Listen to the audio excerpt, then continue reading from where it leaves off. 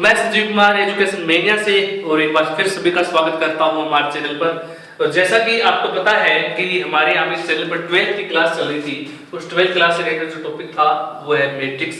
तो इस मैट्रिक्स के अंदर आपकी काफी कॉन्सेप्ट क्लियर कर दिए थे और अब आप चलते हैं आगे, चलते हैं नेक्स्ट क्वेश्चन पे। मैंने जाते जाते आपको एक तीसरा एग्जाम्पल करने के लिए दिया था। मैंने बोला था कि आपको एक एग्जाम्पल है, क्वेश्चन मैं दिखा देता हूँ। क्वेश्चन है कि आपके पास एक मैट्रिक्स दी हुई है A इक्वल टू, ये एग्जाम्पल नंबर 3 आपका दिया हुआ है कि A इक्वल टू आपको दे रखा है कि 4 2 माइनस का 5 और इसके साथ में 1 0 3, ये आपकी मैट्रिक्स दे रखी है। और इसके साथ में B जो मैट्रिक्स दे रखी है वो आपको दे रखी है, वो भी लिख लीजिए। B इक्वल टू आपको दे रखा है 6 माइनस का 7 0 और इसके साथ में वैल्यू है माइनस का 1 2 5 और जो थर्ड वैल्यू है वो है 1 0 3। एक छोटा सा क्वेश्चन था। क्वेश्चन ये था, हो तो A और B और B और A इन दोनों में से किसका अस्तित्व है, बस इतना ही बताना था, सोल्व नहीं करना था। किसका अस्तित्व है और क्या कौन वेरीफाई करता है ये सही है या ये सही है। मैंने आपको बताया जब अपने मल्टीप्लाई करते हैं, गुणन की बात करते हैं, तो गुणन के अंदर आपको एक चीज पता होना चाहिए कि जो पहली जो मैट्रिक्स होती है, जब दो मैट्रिक्स को मल्टीप्लाई करते हैं A और B, पहली मैट्रिक्स कौन सी है A, पहली मैट्रिक्स की हमेशा रो लेते हैं, रो मतलब पंक्ति, और जो सेकंड जो मैट्रिक्स होती है उसका हमेशा क्या लेते हैं, मल्टीप्लाई करते हैं तो कॉलम लेते हैं। इस तरीके से कॉलम मतलब स्तंभ। तो ये रो और कॉलम मतलब पंक्ति और स्तंभ का मल्टीप्लाई होता है। अब बात करते हैं ए बी, क्या ए बी वेरीफाइड है, उसके लिए क्या करेंगे, तो ए की पंक्ति लेंगे और बी का कॉलम लेंगे। तो 4 का गुणा 6 के साथ हो रहा है, बिल्कुल हो रहा है। 2 का गुणा -1 के साथ हो रहा है, हो रहा है। और -5 का गुणा 1 के साथ हो रहा है, हो रहा है। मतलब ये कि ये वेरीफाई करता है, मतलब ये वेरीफाई करता है। किस तरीके से वेरीफाई करता है, इस तरीके से वेरीफाई करता है कि तीन पंक्ति में भी 3 है एलिमेंट और कॉलम में भी 3 एलिमेंट है, तो दो आपस में क्या हो जाएंगे, मल्टीप्लाई हो जाएंगे। तो जब ऐसी चीजें मल्टीप्लाई हो जाती है तो मतलब ये वेरीफाई करता है। अब मैं करता हूं बी की बात, बी ए की।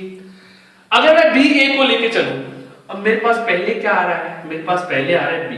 जो पहली जो वैल्यू जो पहली मैट्रिक्स आती है उसकी हमेशा क्या लेते हैं, पंक्ति लेते हैं या रो लेते हैं। अब मैं इसकी जब पंक्ति लूंगा और इसका कॉलम लूंगा तो क्या ये 6 4 के साथ मल्टीप्लाई हो रहा है, हो रहा है। माइनस का 7 1 के साथ मल्टीप्लाई हो रहा है, हो रहा है। 0, क्या नीचे कोई एलिमेंट है जिसके साथ 0 मल्टीप्लाई कर सकूं, नहीं है, क्योंकि जब मैं इसकी पंक्ति और इसका स्तंभ लेता हूं तो इसकी पंक्ति में 3 एलिमेंट है लेकिन इसके स्तंभ में सिर्फ 2 ही एलिमेंट है, तो ये मल्टीप्लाई आपस में नहीं हो सकते। तो ये जो चीज है बी ए, इसका अस्तित्व नहीं है और केवल किसका अस्तित्व है, ए बी का अस्तित्व है। आपको सिर्फ इतना बताना था कि ए और बी दो मैट्रिक्स दे रखी है, इनमें से किसका अस्तित्व है, ए बी का गुणा करूंगा तो मल्टीप्लाई होगा या बी ए का गुणा करूंगा तो मल्टीप्लाई होगा। तो ए बी का अस्तित्व है और बी ए का अस्तित्व नहीं है। अब मैं नेक्स्ट चलता हूं, नेक्स्ट एग्जांपल पे।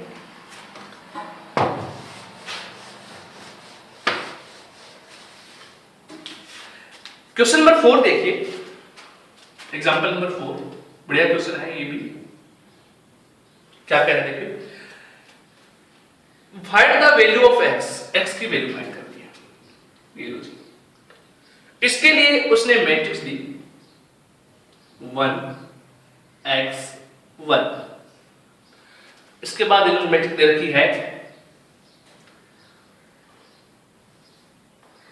1 3 2 2 5 1 और 15 3 2 और साथ में इन्होंने इधर यहां पे मैट्रिक्स दे रखी है 1 2 x इक्वल में शून्य मैट्रिक्स या जीरो मैट्रिक्स। मेरे पास ये मैट्रिक्स है और मेरे को x की वैल्यू फाइंड करनी है। कुछ नहीं करना, सिर्फ मल्टीप्लाई करना है, गुणन नियम। पहले मैं ये तीन मैट्रिक्स है A B C, पहले मैं इन दोनों को मल्टीप्लाई करता हूँ आपस में। जब मैं इन दोनों को मल्टीप्लाई करूंगा तो देखिए मेरे पास क्या आंसर आएगा भाई, इसकी पंक्ति और इसका स्तंभ, फिर इसकी पंक्ति और इसका स्तंभ, और ये फिर ये पंक्ति और ये स्तंभ, बारी बारी से। तो पहले इस पंक्ति को इस स्तंभ से मल्टीप्लाई करते हैं, ये लीजिए। जब इस पंक्ति को स्तंभ से मल्टीप्लाई करेंगे तो क्या आएगा, 1 को 1 के साथ किया है 1, x को 2 के साथ किया प्लस में 2x, x को 15 के साथ किया, सॉरी इस 1 को 15 के साथ किया प्लस में 15। पंक्ति पहली स्तंभ पहला कंप्लीट हो गया, पंक्ति पहली स्तंभ दूसरा, मतलब मैं यहां पे लिखूंगा 1 को 3 के साथ किया 3, x को 5 के साथ किया 5x, और इस 1 को इस 3 के साथ किया प्लस में 3। इसी प्रकार पंक्ति पहली स्तंभ तीसरा, मतलब पंक्ति तो पहली है और स्तंभ तीसरा यहां पे आएगी ये वैल्यू। लिखता हूं 1 को 2 के साथ मल्टीप्लाई किया 2, x को 1 के साथ किया प्लस में x, और 1 को मैं इस 2 के साथ मल्टीप्लाई करूंगा प्लस में 2, और इधर आपकी ये मैट्रिक्स दे रखी है 1 2x, बराबर में आपको दे रखा है 0। अब मेरे पास ये वैल्यू आ गई, इस वैल्यू को सोल्व करते हैं। 15 रे 16 मतलब 2x प्लस में 16, 3 और 3 6 मतलब 5x प्लस में 6, 2 और 2 4, तो x प्लस में 4 ये वैल्यू है, और इसके साथ जो मल्टीप्लाई वैल्यू है 1 2x ये है, और बराबर में क्या है 0। अब सिंपल वही सिस्टम, ये एक पूरे अपने में मैं इस पूरे को एक एलिमेंट लेके चलूंगा, इस पूरे को ये एक एलिमेंट ये है, मतलब इस पंक्ति में 3 एलिमेंट है और एक स्तंभ में 3 एलिमेंट है, तो पंक्ति को स्तंभ से मल्टीप्लाई, इस पंक्ति को इस स्तंभ से मल्टीप्लाई करूंगा तो मेरे पास वैल्यू आएगी 2x प्लस 16 को 1 से गुणा करके, तो 1 से किसी के साथ कोई गुणा करते हैं तो वो सेम वैल्यू आती है, तो मेरे पास आ गया 2x प्लस में 16। अब बात करते हैं इसके साथ इसका मल्टीप्लाई। जब मैं इसके साथ इसका मल्टीप्लाई करूंगा तो मेरे पास वैल्यू आएगी प्लस में 5x प्लस में 6 प्लस में 2, तो 5 दूना 10, 6 दूना 12, तो मेरे पास आएगा 10x प्लस में 12 प्लस। अब मैं इसको इसके साथ मल्टीप्लाई करूंगा तो x का स्क्वायर प्लस में 4x, x का स्क्वायर प्लस में 4x, और बराबर में मेरे पास ये मल्टीप्लाई हो गया कंप्लीट, बराबर में देता है 0। ये मेरे पास एक इक्वेशन बन गई बराबर में 0। मेरे को x की वैल्यू फाइंड करनी है, मैं ऊपर लिख रहा हूं मिटाकर,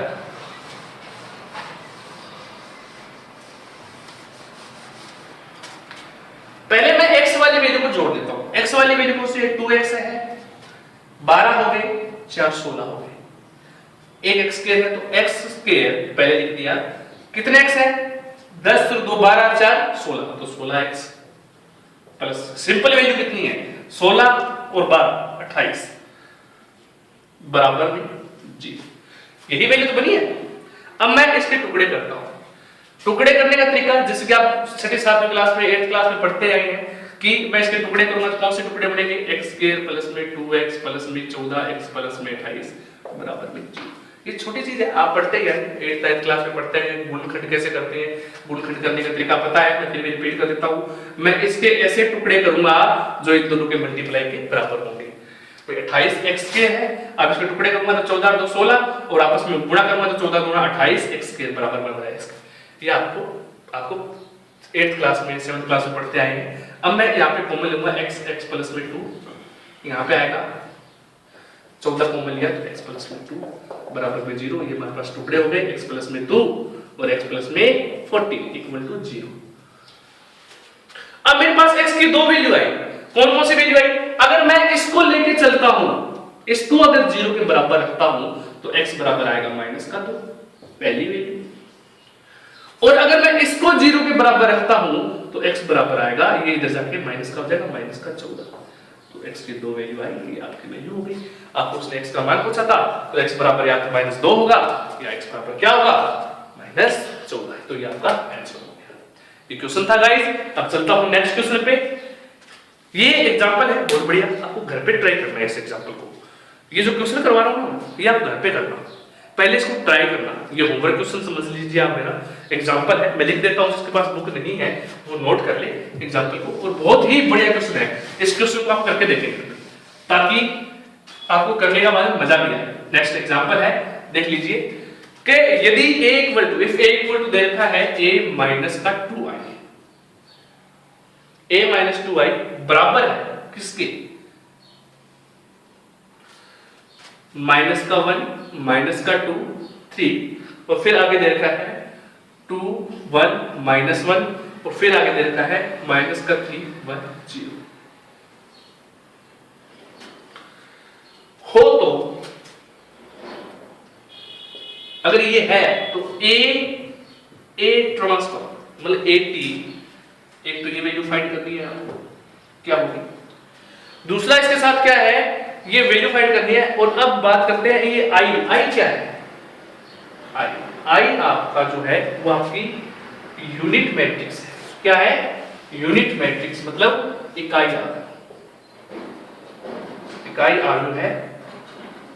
उसमें देखा है कितने का, 3 × 3 का।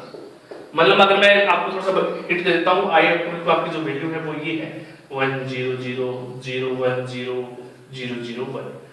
इकाई आव्यूह क्या होता है, जिसमें डायगोनल जो विकिरण होता है, जो डायगोनल होता है उसकी वैल्यू क्या होती है 1, बाकी सारे आव्यूह क्या होते हैं 0। तो ये आपका इकाई आव्यूह है i। आपके पास वैल्यू दी हुई है, आपको वैल्यू फाइंड करनी है a multiply a transfer. A transfer आपको पता है, पंक्ति को कॉलम में कन्वर्ट करना है। पहले सबसे पहले आपको क्या करना है, हिंट दे देता हूं, सबसे पहले आपको ए की वैल्यू निकालनी है। ए की वैल्यू निकालने के बाद उसको कन्वर्ट कर लेना है 80, और फिर आप उसमें मल्टीप्लाई कर देना है, आपका आंसर आ जाएगा। तो ये क्वेश्चन है, घर पे करके देखेंगे बढ़िया तरीके से। और इसके आगे जो क्वेश्चन है मैं आपको करवाता रहूंगा। जहां तक ये क्लास यहां तक पसंद आई है तो लाइक कीजिए, शेयर कीजिए, और ज्यादा से ज्यादा स्टूडेंट्स को सब्सक्राइब भी कीजिए, ताकि उनकी हेल्प हो, घर पे बैठ के तैयारी करें। और जितनी भी चीजें बताई जा रही है घर से उसको नोट्स बना के तैयारी करें, और पीछे की क्लासेस जरूर देखें गाइस।